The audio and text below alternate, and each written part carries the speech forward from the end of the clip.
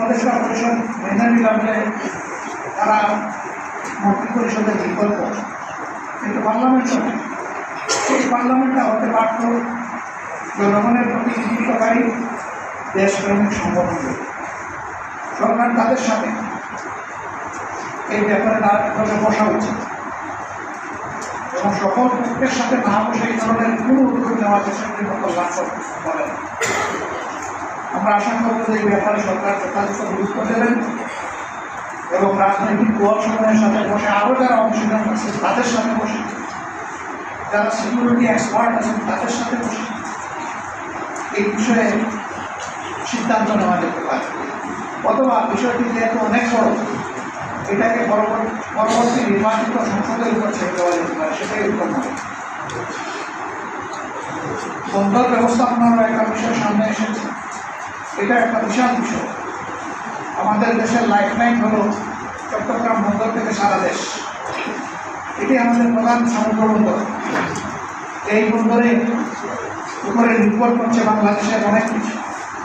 গোটা বৈদেশিক বাণিজ্য এটার উপর 70% মধ্যে বসে। এরকম একটা বন্দর ব্যবস্থাপনার কোনো সিদ্ধান্ত নেওয়া হঠাৎ করে এটা হবে বলে আমরা মনে করি না। এই বিষয়গুলো ভেবেচিন্তে আরও অংশীদারের সাথে আলাপ করে কী করা যায় সেই বিষয়গুলো সামনে নিয়ে আসা উচিত।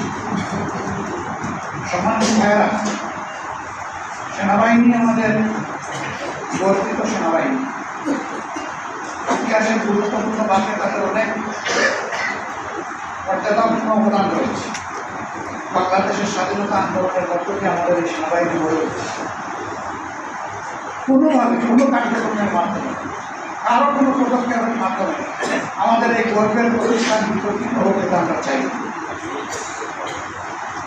আমরা চাই এই প্রতিষ্ঠানের মর্যাদা উৎপন্ন হয় না, তারা দেশ এবং জাতির সেবায় তারা নিয়োজিত থাকবে। এতে দেশের গৌরব, সেনাবাহিনীর গৌরব। আমরা আমাদের সেনাবাহিনীকে সেই গৌরবের জায়গায় রাখতে চাই এবং এই জায়গা কেউ ক্ষতিগ্রস্ত করবেন না সেই দিকে আমরা আশা রাখি। সেনাবাহিনীকে নিয়ে যে কোনো ধরনের মন্তব্য করা থেকে বিরত থাকা উচিত বলে আমরা মনে করি। এই বিষয়টা একটা দেশের সার্বিক নিরাপত্তার সাথে সংশ্লিষ্ট। সেনাবাহিনীকে বিতর্কিত করলে একটা স্বাধীন দেশ বড় ধরনের ঝুঁকি দেব। আমরা সেই সমূহ বিতর্ক থেকে আমাদের প্রিয় গর্বিত সেনাবাহিনীকে আমরা মুক্ত রাখতে চাই। আল্লাহ তাআলা এই কাজে আমাদের